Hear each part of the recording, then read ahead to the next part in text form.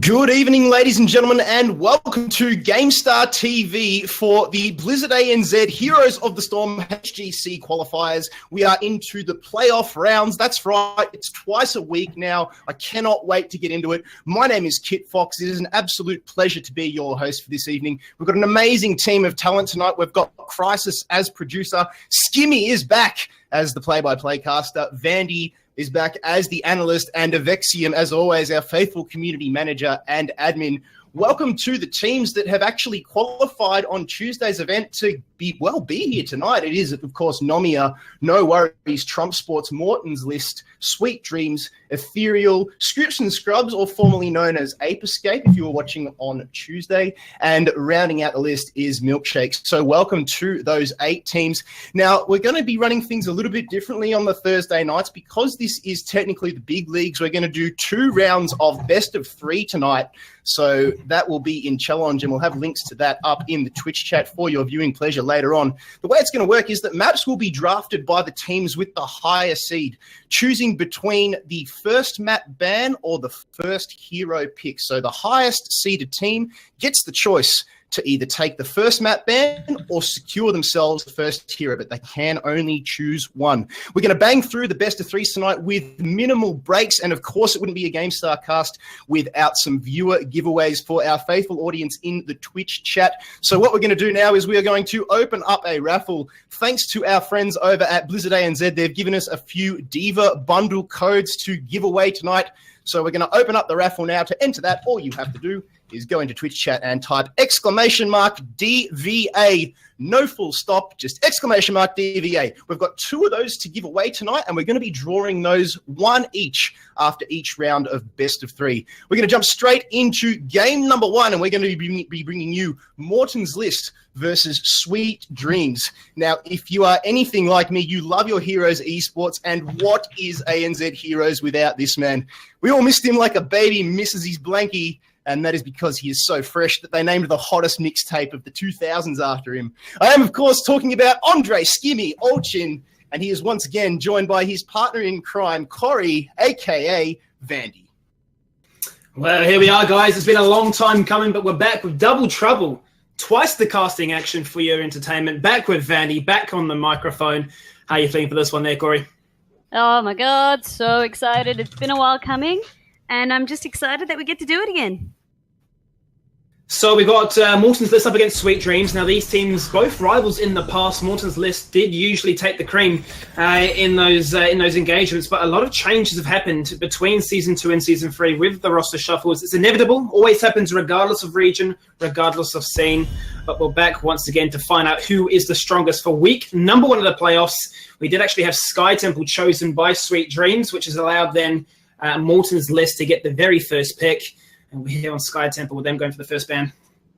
Interesting. I really do like this rule that we've got in here because it just allows the teams right off the bat to be strategic. So already that's telegraphing to me that Sky Temple is a map that Sweet Dreams feels quite comfortable on. And in fact, we have seen them do exceedingly well in the past on this map. I believe they've actually had almost an undefeated streak on this map. So they are bringing it. And then with Morton's List as well, I'm interested to see, based off the latest patch, who they prioritize on banning, picking, how it's all going to go down. Absolutely. Let's speak about the latest patch. Obviously, the patch last night did drop on down, and unfortunately for ANZ, we just had to feel the wrath of that change.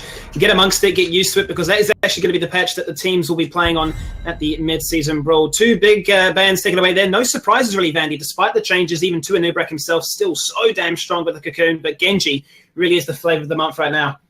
And with good reason. Genji is sort of like that Li Ming of old. If you do get resets, it can just spell disaster for your team or victory for your team, depending on who picks him. So definitely seeing the respect come out there, because one without the other, the Anubrak can sort of counter him if you do go Cocoon. And then once again, you just want someone who'd lock that Genji down. It's kind of almost that Illidan mindset. But teams don't want to play around that. So they just take him off the board. As we said, just respect to that flavor of the month.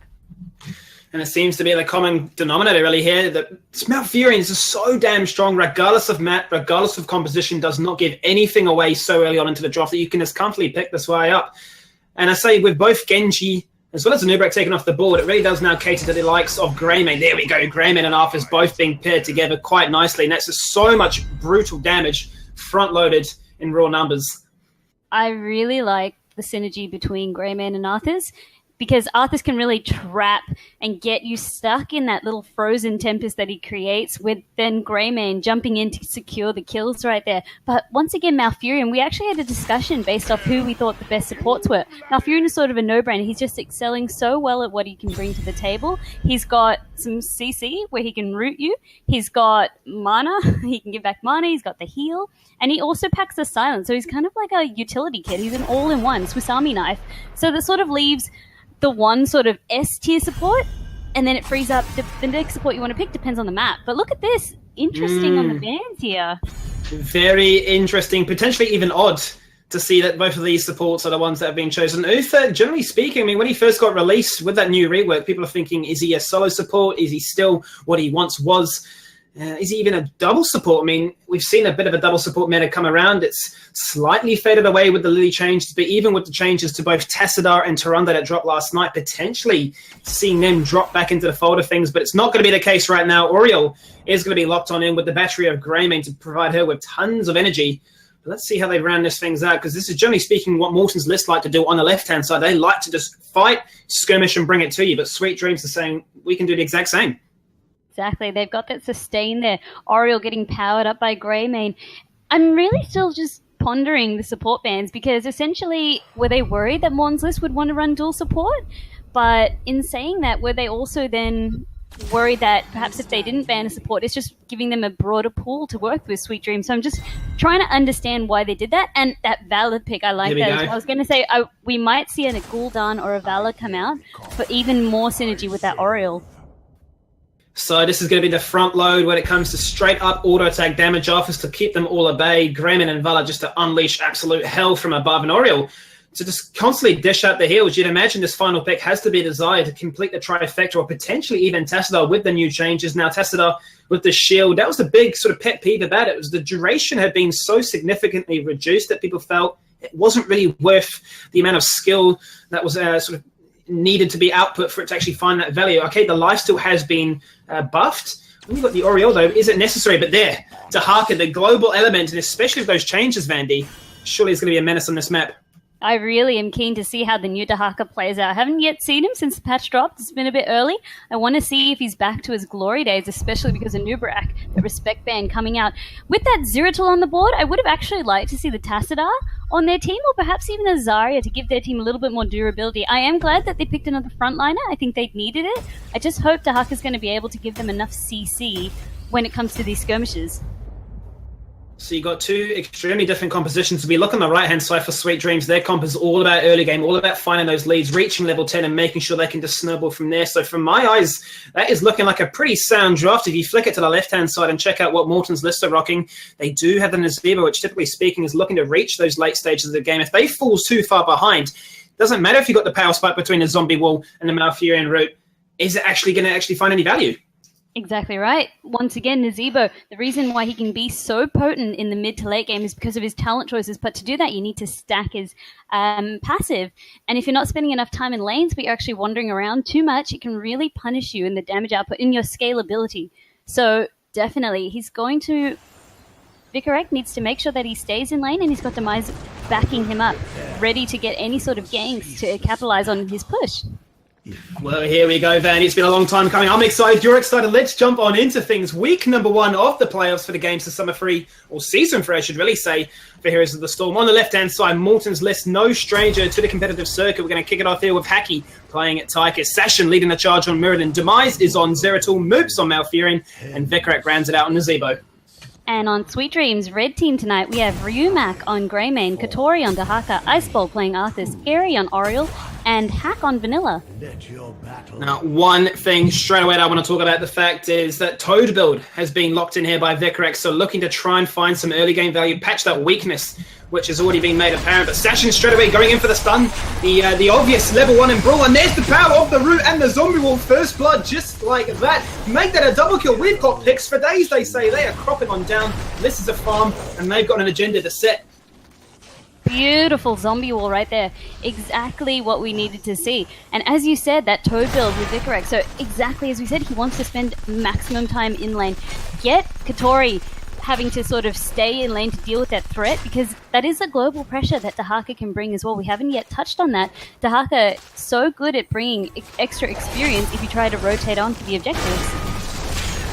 Another adaptation whilst this big push goes in the bot lane for Morton's list. I was going to touch on the fact that we have a hungering arrow build having been taken here by the Vala, which generally speaking you wouldn't think would be the case. It's more so commonly chosen on likes of Battlefield of Eternity, but suggests to me they are looking to really establish that lead once again and then actually escalate it through mercenary captures, such as getting the boss if you hit level 10 first.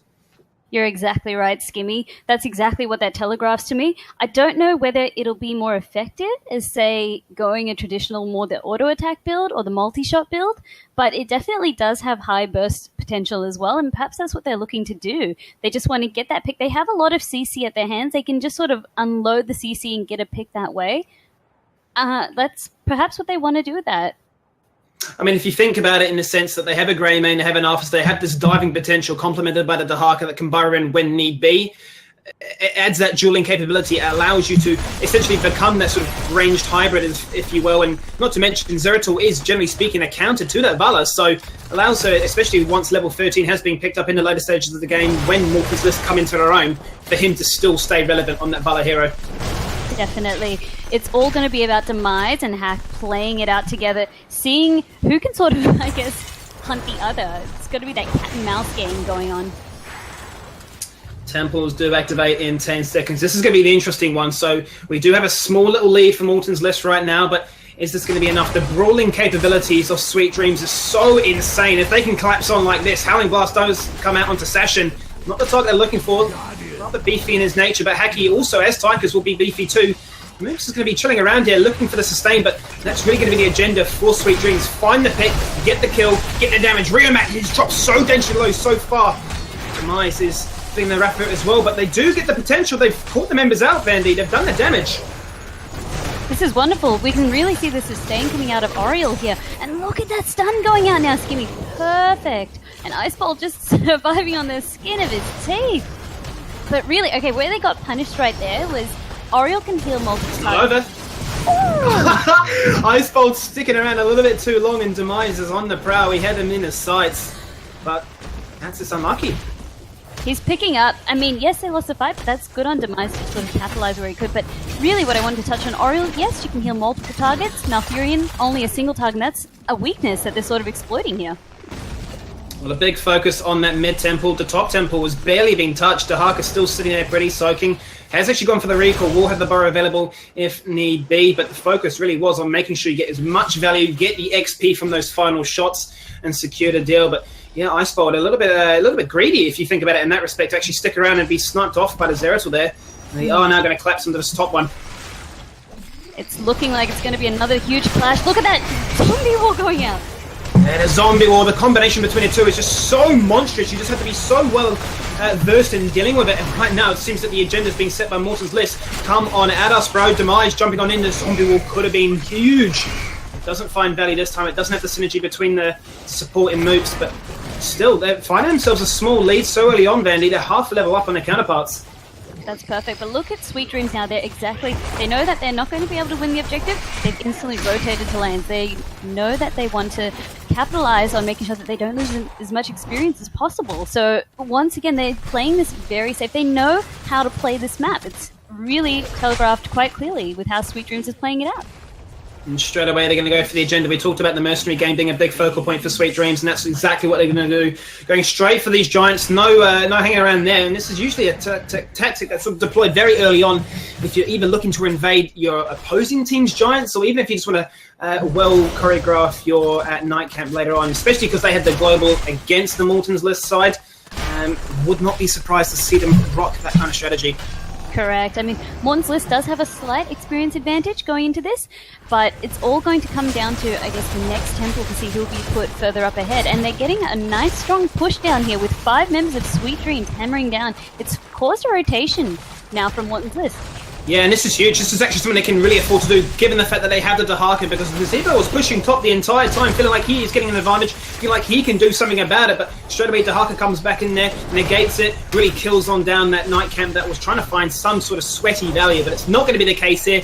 The well is so dangerously low in the bot lane, but Nazebo dying in the 1v1, that is detrimental, absolutely.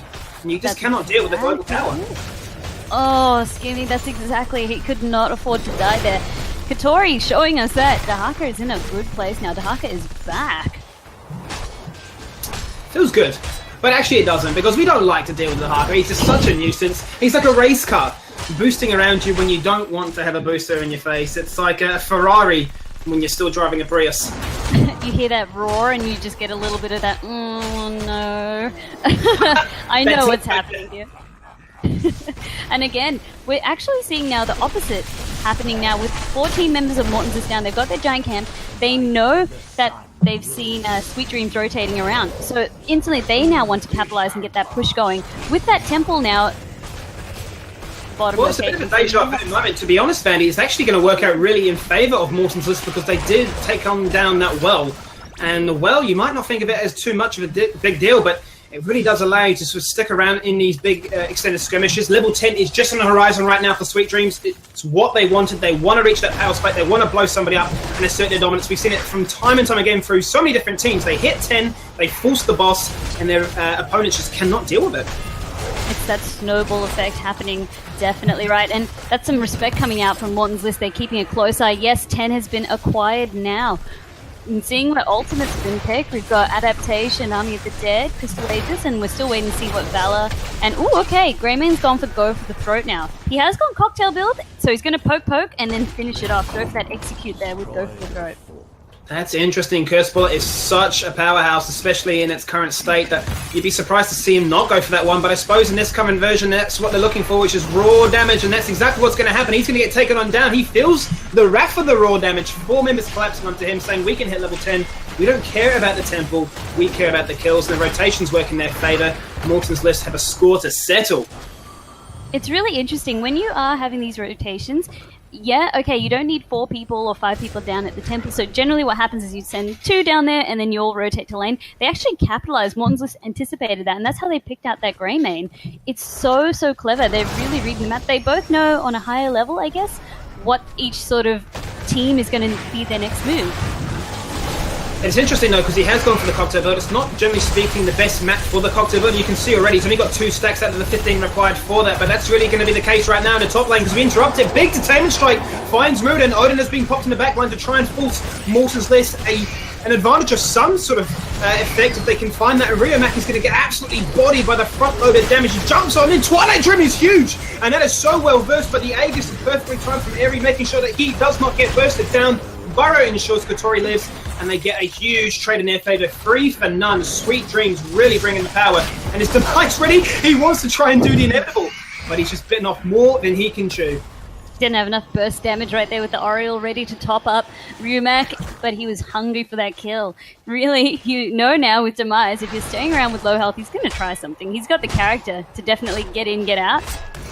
And he's got the skills to pull it off as well. So he's hungry. Look at him as well. He's sort of being a living scout right now on this Oriole, trying to see if she's going to have any backup.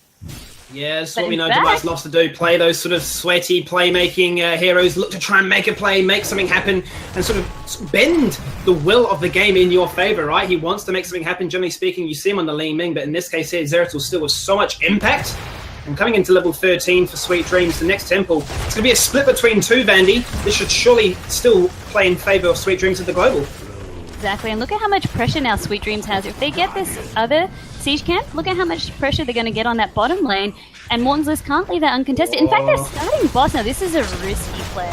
We called it. We talked about the fact that he went for the Hungering Arrow build. It had to telegraph for this one moment. Army of the Dead has been popped preemptively. Session is on the point. He's going to get smashed on down. VP is huge onto 3 members. Katori forced the Barra on down. Icebolt in the fold of things, and actually gets the knockup. There goes Odin in the back online. Vikrak is coming from the right-hand side, coming in for the flank right now. It's still Sweet Dreams winning this one. Session forced to jump off. Icebolt is gone. It's only a Gargantuan on low. Vikrak running in. People dying left, right, and centre. Eri goes on down. Hack follows suit. 5 for 3, or 5 for 2. And suddenly, it looked like a risky call, Vandie, and that has really paid off against them. That boss is such a throw pit on this map. I wish it wasn't in the game, but I guess it's what also keeps things interesting. It seems like such a good idea at the time, but due to the location of it, so many times it can just throw the game like right back into him. The pendulum swung right back into Morton's list favor because they won that team fight.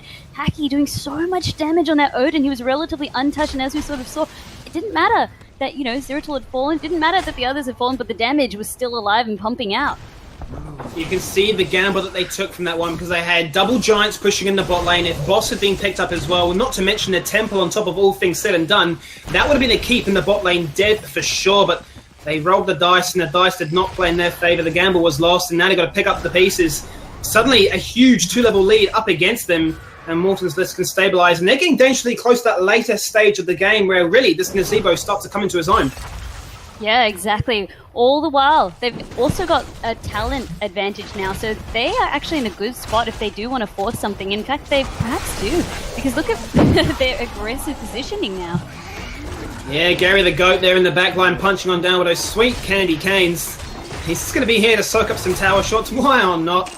That's what PvE elements do. There comes the slam. Iceball forced to back away, but those toads, not to mention, at 40 stacks. 5 toes coming at your face. If they blow up at max range, that packs so much damage. And given that it's so predictable, the way that Sweet Dreams want to engage, they want to come at you and flood you in the face in one direction. Those toads, such a sound choice. Exactly. One could argue perhaps you should have gone Spider Build to, sort of throw it on the Oriole, force it to retreat. But no, it's counter to the team fight that Sweet Dreams bring. They all go all in. They get the poke, yes, but what does Arthas, what does Greyman have to do? They have to get in close into melee range, and then what's going to await them? Toad. So, yeah, it's really quite clever. There goes the keep. Odin makes sure of that one. Hacky's coming on in once again, looking to try and front load some damage onto all these heavy targets. Doesn't matter who it is, he can just absolutely smash on through with both his auto attack plus the rockets. And you can see that the retaliation from Sweet Dreams is here in the bot lane. Gatori forcing on through with the Dark Swarm, trying to get some split soak pressure. He's got a big minion wave, not complemented by any mercenaries, mind you. He does have the game sense to realize that the rotation is coming on through, and you can see Morton's list going for that aggressive invade, and they can afford to do so. Still no level 16 for Sweet Dreams. No, Sweet Dreams, they're trying to recover as best they can. They know it's sort of safer if they stay behind, soak up as much as they can, try to get that 16 so they can at least level it out, but oh That's my the combo. God. You just let that happen. There's no words that need to be said for a moment such as that. VP, Root, Twilight Dream, there's no escaping from those grasps. 2 people taken out for free, 16 only just being picked up now. Such a poor time to die. And you can actually see Morton's list are potentially threatening to go for the core here, completely forgetting about the temples themselves. They're looking for more kills, they're looking for more damage. Strafe is coming out here from Hack himself to try and prevent the all-in attempt, and it has actually baited them away for just a little bit of time, but that would have been a very throw-centric, almost deja vu moment like the boss, Vandie. They definitely were putting on the pressure, but they didn't want to commit too much, especially because when Sash and Dwarven tossed on in, he didn't actually connect with the stun. So that was sort of their signal to, okay, yeah, we'll be threatening. Let's go get the temples. We'll back out. We're just harassing because it's really stretching the alive members of Sweet Dreams to try and rotate and cover all lanes because they were getting pressure from the bottom lane, the mid lane, and now they're down a keep. So Top's just going to consistently push in now.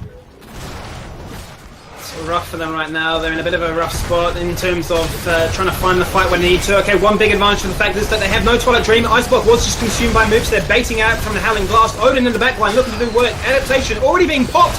He is completely out of self-sustain. Riomac once again dropping so damn low, but Airy has the heals. Can they find the pick? Sweet Dreams need to do it. A huge drag does secure that one. Burrow ensures that Katori lives for this a little bit longer.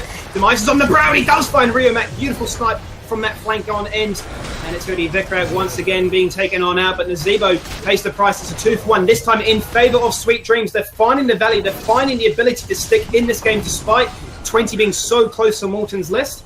They basically stabilise Vandie, and now they get control of the temples too.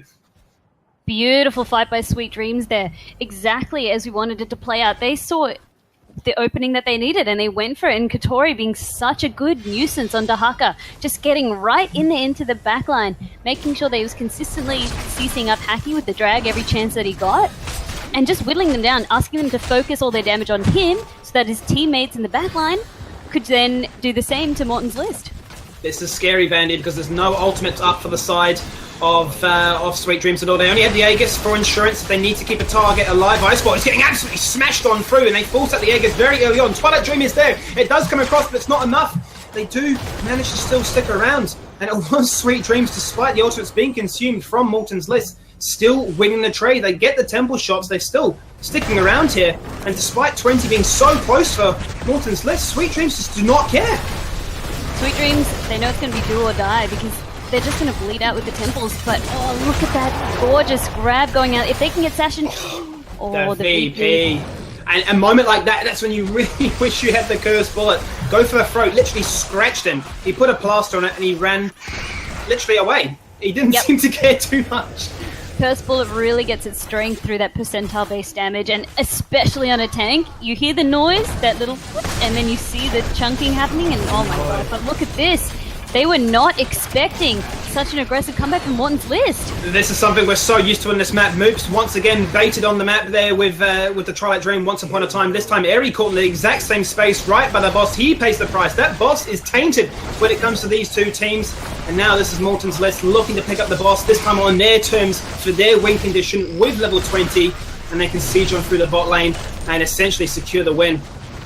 Such a back and forth this game. Really, all they needed to do was just chill. Katori was taking the bottom temple quite easily. They just did not need a pick there because it really just left boss free to be taken. That's when you take boss. That's the condition to take boss. And as you said, is this going to be their win condition? I'd say perhaps yes, especially if they get a pick here on Ryumak or Hack. Respawn timers are up.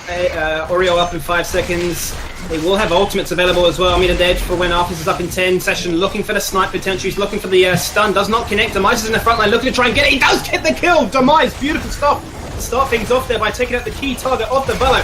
Riomac left to defend. Does he have the damage? Does he have the peel? Does he have survival to do the impossible right now? This boss is so damn healthy, Vandie. This core, this shield, absolutely shredded on through. Twilight Dream is insane, making sure that Arthas finds no value. He can't pop those ghouls. He can't live. The core is dropping on down. It's down to 50%. The VP there, just because it looks fancy. And Sweet Dreams pay the price with a nice comp, but Morton's list is too strong in this best of 3 to start it off. It was really a nice game to begin with. So many back and forth moments right there. And really a lot, I guess, that sort of went wrong was, yes, Sweet Dreams, they managed to stabilize, and then something careless happened. Perhaps someone was caught out of position, or, you know, they started a boss when perhaps all they need to do was bait boss, like a wrong decision. Otherwise, they played a really, really good first game. It was just a couple of decisions here that ultimately ended up costing them. Let's have a quick look at the scoreboard itself. Vekrak there was top damage for his side, 53k. Not too far behind was Heki at 52,000 exactly, so nice rounded numbers to secure a solid performance for himself, actually, there with the Odin. But if you flick it to the other hand side, it was Hack there leading the damage charts with 62,000. Greymane really not having too much fun. That really comes down in part, I would say, to the fact that Cocktail Bell, not the strongest for that map, but Cursed Bullet too. 32k for himself, so a bit of a rough game for the guys of Sweet Dreams there. Exactly right. And are we doing our MVPs tonight, Skimmy? Perfect. We are doing the MVPs, so I want to let you kick things off just to start with your predictions. Okay. I'm thinking out of this one, I really like the way Demise was handling himself. Just that VP, a couple of those clutch moments there was just beautiful. And then exactly knowing when to go in, when to not, that's what makes a good Zeratul. And same with Vikarek, by going that toe bill, so strategic, landing those zombie walls, just being a nuisance. It'd have to be one of those two. I knew we were going to bring up the Demise one. Definitely a big talking point was the fact that he was finding those sniping potentials when need be, and did get the VP on crucial targets to secure the combination between the root and the zombie wall below. But really, in my eyes, it had to be Vekrak. The fact that he topped the charts for every different category in its respective value, not to mention the toe build, really respecting what they're going up against and finding the value. So in my opinion, it had to be Vekrak, and you agree? Yep, I agree, Skimmy. So congratulations, Vekrak. You're our MVP of game number 1. Game number 1 going in favour for Morton's list. We will have game number 2 up very shortly. I'm just going to get the lobby underway. So I'll pass you back to Giftbox. Thank you very much, Skimmy and Vandie, for that amazing match. Congratulations to the victor. So just while you get underway with that lobby, Skimmy, and this highest seed is, of course, going to choose the hero or the map ban again. The top 4 that actually finished tonight, ladies and gentlemen, just a little bit of info on the comp for you. Top 4 that finish will auto-qualify for the next week. So whoever the victors are in this first round of this BO3 of the 2 BO3s tonight, they will not need to qualify on Tuesday night. So they can kick back, crack a cold one with the boys, and just sit back and watch all of the action. They'll be playing up for more points next week. And of course, if they do actually auto-qualify, they earn themselves an extra 5 points. That's because we take the opportunity away from them to qualify next week. And of course, when you qualify for the playoffs, you earn points. So if that kept happening, one team might keep dropping in and out and just earn a lot more points than the team that actually stay there and qualify.